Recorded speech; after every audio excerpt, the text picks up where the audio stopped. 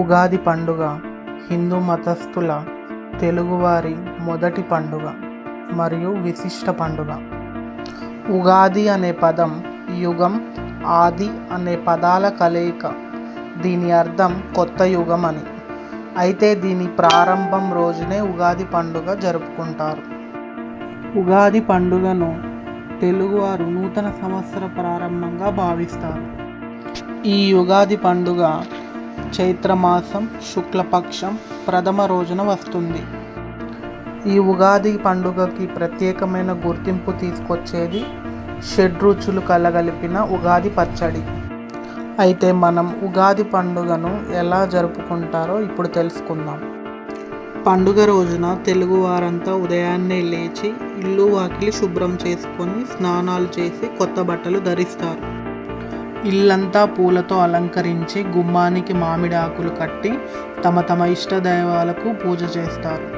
ఉగాది పండుగకి ప్రత్యేకమైన ఉగాది పచ్చడి చేసి కుటుంబ సభ్యులు బంధువులు స్వీకరించి పొరుగు వారికి పంచుతారు. పిండి వంటలు చేసుకుంటారు. ఉగాది రోజున పంచాంగం చదివి కొత్త సంవత్సరం ఎలా ఉండబోతుందో తెలుసుకొని జీవితానికి కొత్త ప్రణాళికలు వేసుకుంటారు.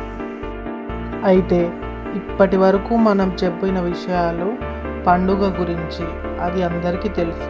అయితే ఇప్పుడు మనం ఉగాది పండుగ రోజున చేసుకునే ఉగాది పచ్చడి యొక్క ప్రాముఖ్యత గురించి తెలుసుకుందాం. ఉగాది పచ్చడి మనిషి జీవితంలోని భావోద్వేగాలకు ప్రతీక. ఉగాది పచ్చడిలోని 6 రుచులు మనిషి జీవితంలోని ఒక్కో ఎమోషన్ని సూచిస్తుంది. ఉగాది పచ్చడిలోని 6 రుచులు తీపి, పులుపు, కారం, చేదు, వగరు, ఉప్పు అనేవి మనిషిలోని వివిధ రకాల ఎమోషన్స్కి సూచిక.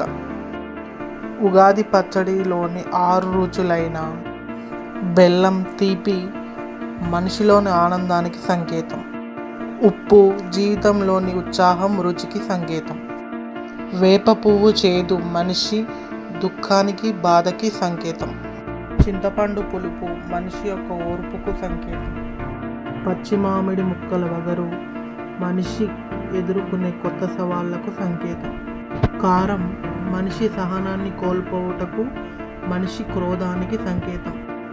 ఇలా ఉగాది పండుగ రోజు చేసే ఉగాది షడ్రుచుల పచ్చడి మనిషి జీవితం భావోద్వేగాల సమ్మేళనమని తెలియజేస్తుంది. ఇది పేరుకి తెలుగువారి పండగ అయినా దీనిలోని పరమార్థం ప్రతి ఒక్కరి జీవితానికి వర్తిస్తుంది అని మనకు ఉగాది పండుగ గొప్ప సందేశాన్ని ఇస్తుంది. ఈ వీడియో మీకు నచ్చినట్లయితే నా ఛానల్ని సబ్స్క్రైబ్ చేయండి, లైక్ చేయండి, షేర్ చేయండి.